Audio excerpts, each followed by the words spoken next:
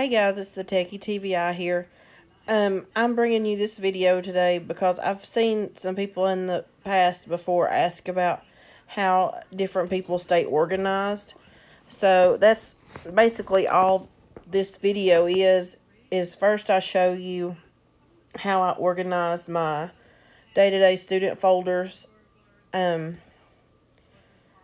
just basic black 3-prong folders with pockets, and how I have that kind of area of my office set up. And then I also show you how I have my cabinets organized and labeled.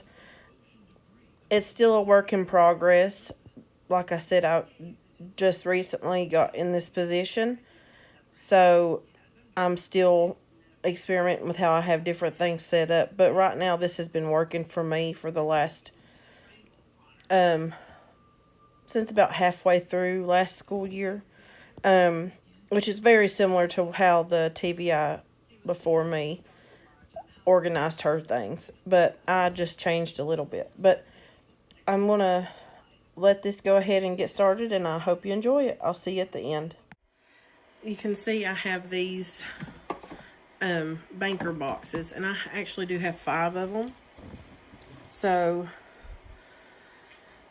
I say day to day, but it's not really day to day. But these are the student folders, so that when I'm getting ready to go see a student, I have my bags hanging up in another spot in my office, and I just come over, I grab the student's name that I'm going to see, and put it in there. Because in each of these folders, let me grab one.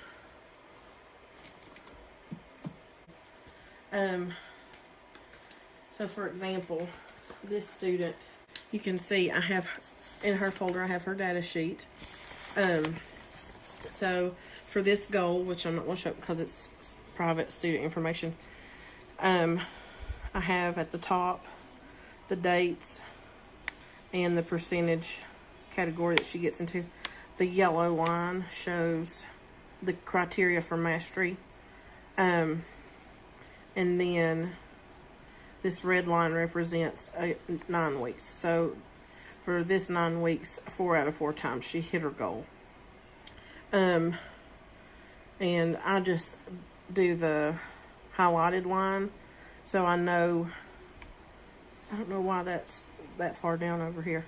Anyway, normally it's correct, except for the one that I show you. But you can see the other data sheet is the same way. And then also in the folder, I have the students' login information for any websites that we may work on. I have their, based on the expanded core curriculum, I pull from the evals kit, and I get here what I'm trying to explain is I take the expanded core curriculum and I pick the goals that we're going to work on, and then I go to the evals kit and I find the skill that I want to work on. So the one that I'm going to show you is keyboarding, and I do the pre-test, and I kind of do it my own way, but I do the pre-test and I get the percentage of that and I chart it, which you'll see. And then that was at the beginning of the IEP. And then at the beginning of this school year, I did a retest. I put it in the post-test column, but to me it was just kind of like a progress monitoring type thing. And then before her IEPs due, I'll check it again to see how well she's doing on that, and see how I need to tweak the goal, or if I need to leave it the same, or what we need to do on that based on the data that I have for that goal. And then you can see at the beginning, when the IEP started, I have here, so when the IEP started, I picked this goal based on the expanded core curriculum. And then at the beginning of the year, I retested. And then when it's time for her IEP, I'll test again. And then here you can see I've charted her progress.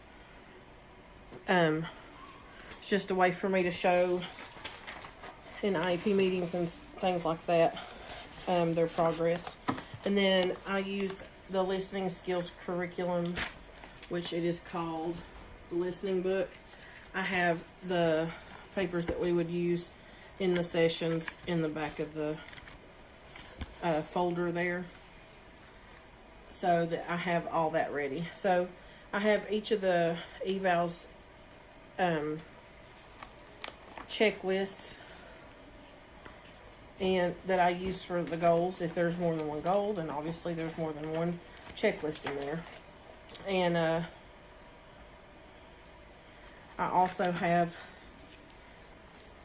those for every student. So each one of the students has their own folder, and on what I have is just like a black folder like this, and I have a brightly colored sticker on the corner that has their name.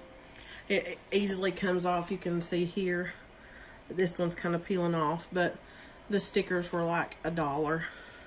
So, and they're brightly colored. You can see I've got yellow, pink, green. I do have green. I didn't show green, but, and then orange. But it's just a 3-prong folder with 2 pockets, and I put the data sheets in the pronged part, and everything else goes in the side. Also, for organization, I keep empty folders here for student folders or activities that we might need. Some don't have pockets, some do. And then I have some materials that I use here in the office, or consumable materials that I might use. Like I have a pre-K student that each session that we go to, I take a card, and if she wants her as her reward to get a sticker, we put them on these cards. So I have that, and then some activities in here that I might use when I'm in my office working with students. I have some crayons and flashlights that I can easily grab when I go to the CDC classroom and work with students there. And then I have the listening. I hope you can't see that name. If you can, you can't. Okay, nobody can see that. The listening book that I use. So in these 2 folders, I have my materials requests. So when, oh, it's crooked, or it's sideways. I have my materials requests for each student for the year, so we can keep track of delivering what they've requested, when it came in, that kind of thing. And then this orange folder behind it is for referrals and requests that we have mailed. It just keeps the documentation to where I and my assistant can easily get to it. But that's how we've been keeping up with some of the documentation that, like I said, I use day-to-day extra folders because my bookshelf is at max capacity.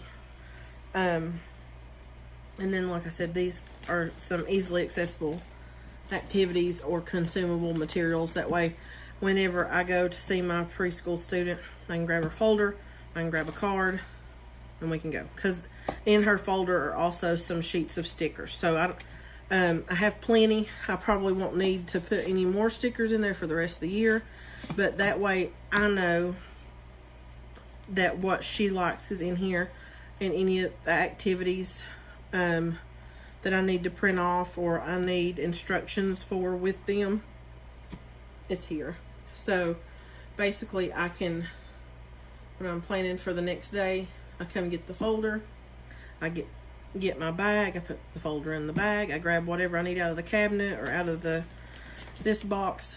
So if I need the listening book for a student, I'll throw it in with their folder. So that's it for this one. I just wanted to show how I organize my data sheets, because you guys know I love my forms and to do things electronically. And I did get an iPad Pro from Donors Choose, and thanks to everybody that helped out with that. So all my consultation logs are now on my iPad, but I do keep the data sheets printed, because if my assistant goes to work with a student, she can grab it and it's all right there. I don't have to compare my data sheet with her data sheet or any of that stuff. It's all right there. Now obviously consultation logs are different, but that's it. That's just how I stay organized with day-to-day materials, things that may change, I need quick access to. That's about it. All right, so that's it. That's how I stay organized. That's just how I have one area of my office set up.